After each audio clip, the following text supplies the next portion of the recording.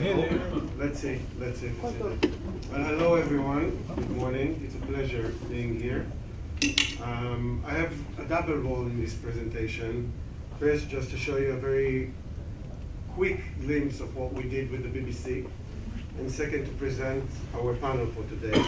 But I'll start with a confession. You know, these times when you have a lecture to give tomorrow and you can't make up your mind.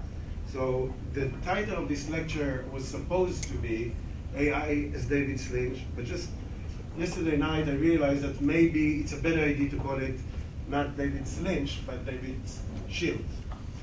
And you know, you can see the literal connection to Magen David, of course, but it's not the Star of David here, but an actual shield, something that can shield and protect us. It's a fun fact that the reason for the Star of David being called Magen David in Hebrew is because, according to the tradition, it was the mark that King David had on his shield. But the topic of the panel today, oh, and how do I make this work? Just to, no? Okay. Which?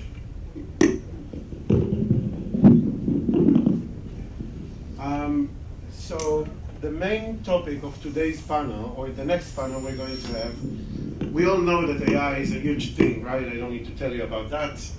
You can hear AI every day. Everyone is talking about AI. But here, this is a conference about anti-Semitism.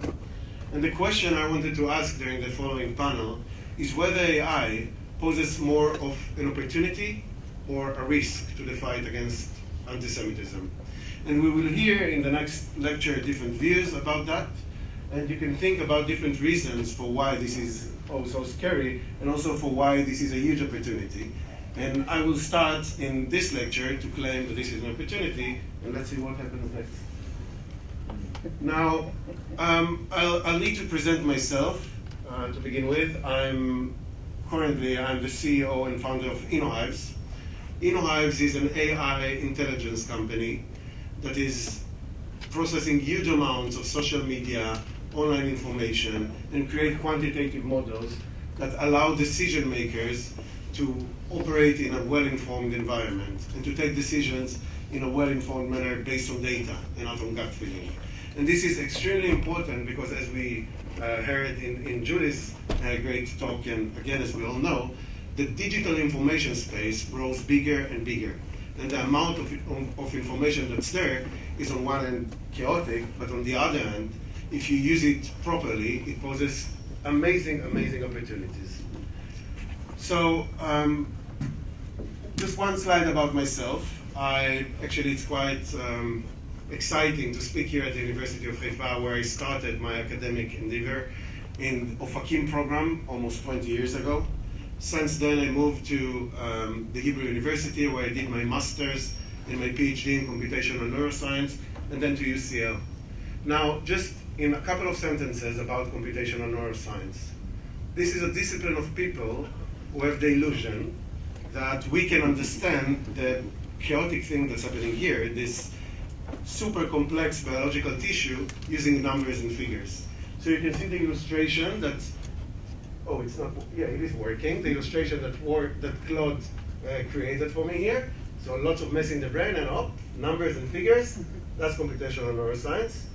But then in October 7th, 23rd, it only took me one day to realize that this part of my life is over now. I remember the day when I stood in front of the head of my institutions at UCL, and I said, well, thank you for the opportunity. It was a great time after 4 years. I need to go now. My people need me. And I didn't really know why. But I just knew that I need to use my skills and my academic qualifications and everything I gained so far in order to try and do something. And basically, I can tell you now, 3 years later, that I'm doing exactly the same research I did before, but instead of this complex biological tissue that I used to study, I now study the, so to speak, collective brain, or social media, or public discourse.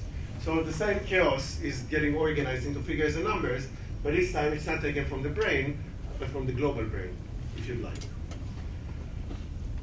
I'd like to tell you really quickly what led me there, my personal journey, from which I think you can understand the great potential that's in AI. So following October 7th, things were very, very confusing. Living in the UK, probably you all know it, BBC is the UK public broadcaster, the biggest broadcaster worldwide, and at the beginning of the war, it did quite horribly. But it was confusing, right? Because some items did tell the Israeli narrative. For example, you can see a title here published by the BBC in the first month of the war, speaking about an Israeli hostage. That's obviously the Israeli narrative. On the other hand, other items told only the Palestinian story, and here you can see an example for a title that was published just a couple of days by the BBC after October 7th, before the IDF went into Gaza, before anything happened, and already the story was centered around the Palestinian narrative of Palestinians that don't know where to go. It was quite rare to see, but some items told the narrative of both sides, or created sympathy to both sides. For example, this title about the minute of silence in Wembley. And of course, some of the reporting was completely dry. Now, as a scientist, again, as someone who tries to quantify chaos into numbers, the challenge was, how can we even deal with that? And we had a group of amazing people, I have to say. I didn't do this work alone. I had 40 researchers, some of them are here in the room, that helped me and did this research together. And one of the main ideas we had was, okay, so let's not express any opinion. Let's leave alone the fact that we're Zionists and Israelis and Jews, as most of us were, obviously.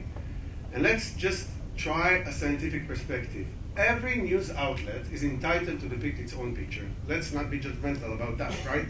You had the Israeli news outlets saying nothing about what happens in Gaza, and some may think it makes sense, and some may think it's not. I'm not here to judge. I'm here as a scientist, and my goal was to measure and quantify things. So what if we'll take one pixel after the other in that picture that is depicted by the BBC, and we'll just classify, we'll just characterize whether it's telling the Israeli narrative or the Palestinian narrative. And that's what we did. And from that, we created a benchmark called the sympathy ratio, which is just how many items a news outlet has that depict this side of the story versus the items that depict the other side of the story. So it's just a very simple division between these two numbers. And we chose to look on the 4 months following October 7th, where the BBC published approximately 1,500 items regarding the Israel-Gaza war. Now, for those of you who are not into quantitative sciences, I just need to, or haven't visited Gatwick Airport in London recently, I don't know if you recognize this picture, and I don't know if you can see whatever is the object that you're observing. I'll just say that there are many, many pictures of UK citizens here. However, if you take a better look, or if you have enough data, in other words, even though the single classifications are not completely clear, you can get the full picture. So that's one of the biggest advantages we have with AI now and scale, the fact that it's like an army of readers working for us. And even if the classifications are not perfect, they're just getting better and better, and we're getting better and better as the models are getting better and better. So to put things in a very, very simple and straightforward manner and to explain what we did, just try to imagine we took all of those, these are real numbers by the way, so we took those 1,500 items by the BBC in the English language, we put them into the machine now, and we ask whether it creates sympathy or whether it depicts the Israeli narrative or the Palestinian narrative. And we have these two numbers, so 556 times the Palestinian narrative was depicted, and 191 times it was the Israeli narrative. And when we divide these numbers, we get this simple number, 2.91, and allow me to lie for a second, we call it 3. Why? Because it's just easier. But now we have a sympathy ratio, and it's 3. And again, I'm not saying that the BBC is biased or not biased, because it's quite horrible, right? Everything that's taking place in Gaza these days. But I'm just saying 3 is the number. And now we have a way to start and speak about this in a way that doesn't, depend on the eye of the observer. Now, the next thing we asked, I don't know if all of you know that, but the BBC doesn't cover only in the English language. More than 20 languages are covered by the BBC, and one of them is Arabic. And this is not a small thing. BBC Arabic is the second largest news outlet worldwide, second only to Al Jazeera. So we thought maybe, just maybe, BBC Arabic tells the things a bit differently than BBC English. Now, the British taxpayer doesn't think that, right? They all think that the BBC in the Arabic language should, make sure that the whole Arabic Muslim world is aware of the British enlightened democratic values, etc. And we were told, guys, there is no reason for you to do that. There is a 100% overlap between the publications in the Arabic language and the English language. But hey, happy days, we live in the era of AI, and we can just translate everything, and then repeat exactly the same experiment, and that's what we did. Now, when we processed the BBC in the Arabic language, the sympathy ratio we received was 6. So this is a problem. I mean, again, I'm here as a scientist, and I'm not here to say if 3 is fine or not, but if it's the same news outlet, and once they tell the story in this manner, and another time they tell the story so differently, that's a huge problem. But then another question rose, and that's, okay, so that's what the BBC does, but how is this located among other news outlets? So again, happy days, we live in the era of AI, and we can process huge amounts of data, and that's what we did. Now in the next figure I'll show you, just to add a bit more interest, I'm going to show almost 1,500 news outlets, the biggest news outlets globally, and I'm going to paint in green every news outlet that is affiliated with Muslims, with Muslim country or Muslim ownership, and in blue I'm going to paint every news outlet that is affiliated with Judaism or with Jews. And it's opposite, just because I want you to be able to somehow see what's written here, but I'll explain very, very briefly. You see a scale, the first scale of its kind, where on the left side, located the news outlets which are more favorable towards Israel. So everything that's here on this tiny triangle here, and you can see them, the blue ones here, things like the Jewish Star, Israel, the Jewish Chronicle. You can see familiar faces like Fox News and the Guardian. Sorry, not the Guardian, but the Telegraph. Well, maybe one day the Telegraph are located here. And the meaning of that, generally speaking, is that they have more items that depict the Israeli story than items that depict the Palestinian story. However, as you go to the right, you see news outlets that are more and more aligned with the Palestinian perspective. And you can see Yahoo, The Times, which is quite balanced, India Times, the British Mirror, CNN, interestingly, regarded as left-wing in the US, but way more balanced than many of the European news outlets. And going forward, here's the BBC English. And you know, we can argue now whether it makes sense or not, because as expected, you can see the Guardian here, and news outlets that are more extreme are located in more extreme places. And once again, one can argue about that. But if we take a closer look, and I'm just going to zoom in here now, we will see the BBC Arabic. And that's a completely different story. So the BBC Arabic is located within this sea of green Muslim news outlets. And when you now present these data for decision makers, you don't need to claim anything, right? You don't need to say this is wrong, it shouldn't be like that. You just show the data and you let them do their thing. Now, this yielded, this was one of the main results, I would say, behind the Assasson report. Again, when I worked with an entire team of researchers, and we provided 7 or 8 different analyses, this is just one of them. And after the Assasson report, in Innohives, the company I already established, we created another report in regards to CBC this time, the Canadian public broadcaster.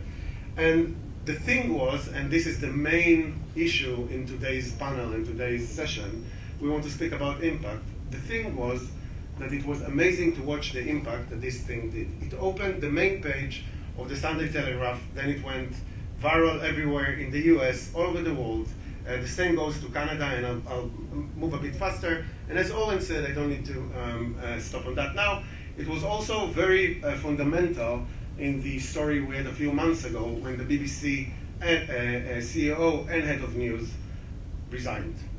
Now, today we understand that we can create this not only for news outlets, and not only in the English language, but for every platform, every language, any data, and that's what we do in Innohives. So just to give you a small taste of what we do, and then to present the main question and to move this forward to Owen and to Lev. So Innohives, one of the things Innohives does as part of creating quantitative models for public discourse is decomposing the public discourse into the elements, the core elements on which it moves. The RGB of anti-Semitism, so to speak. And as most people in this room know, we have RGB that we all work with, right? IRA, and we have attempts like that of Matthias Becker and his group, Decomposing Antisemitism. And we know quite, or we have at least a shared body of knowledge that we all accept and agree. But we go one step forward, and we want to also use bottom-up methods. So we scan huge amounts of posts and make sure that this is indeed what people speak about, and that this is indeed grounded in reality. Now, after we do that, we are positioned in a place to speak about different components of anti-Semitism, and not just in scale, and not just to say whether something is anti-Semitic or not. And just to give you one small taste from such a result, so here in our system, we did a work on Al Jazeera. So we mentioned Al Jazeera. And we analyzed, in this case, 100,000 samples from Al Jazeera legacy media, official publications, and Al Jazeera social media outlets. And our system, as I said, basically knows how to separate or decompose the different components of anti-Semitism. And here, what I'm showing you is that, first I need to say maybe, that we all accept those definitions of old versus new anti-Semitism. And we tend to think about the new anti-Semitism as focused on Israel, not really related to historical anti-Semitism that was directed towards Jews throughout the history. However, one of those components, maybe one of the main components of ancient Jew hatred or ancient anti-Semitism, is the whole thing with the conspiracy theory. You know, they killed Jesus, they ruled the world, they do things, they secretly engineer everything behind the scenes, everything that's bad here. And what we see, what we detect with our system scanning Al Jazeera publications is that Al Jazeera is doing a lot, actually, to feed this ancient anti-Semitism. And I just took 2 out of hundreds of examples here, just for you to have the sense. So this title in Al Jazeera reads, "A former advisor to Trump enlisted Epstein to overthrow Pope Francis." That's one type. By the way, Epstein is also a very good friend of the Mossad and Barak, according to other titles. And here it's written, "Iran war, declared objectives and a hidden agenda for a Middle East controlled by Israel." So this is the type of content that is being pushed forward in Al Jazeera. And what I'm here to claim is that we need AI, large language models, to scan all of that chaos that's out there and to be informed and to know how to better act. So I'm putting this back to the question, is it more risk or more opportunity? And in giving my answer, AI is more of an opportunity, and the argument is very simple. It just completely deletes the quantity disadvantage that we as the Jewish people have. So the fact that there is such a few number of Jews in the world was never irrelevant as it is now when AI is becoming more and more evident in our life. Just try to think about 2 tribes fighting each other with swords and spears, and then one day there's an atomic bomb. So it's not relevant anymore what's the biggest number. And that's how we should view this. So in the panel today, the following panel, there will be 3 speakers. I think we will switch, as we said. So Lev Tomer will speak now about mainly the risks in AI, I think, and then Owen So will give his perspective. Thank you very much. Just one last thing I need to add. So this shirt, which some of you asked me, was done by these amazing guys, not far from here. Bullshit. This is a factory, people with special needs. So they'll be happy and I'll be happy. If any of you need to do any shirt or anything like that, the phone number is here and you're more than welcome. Thank you.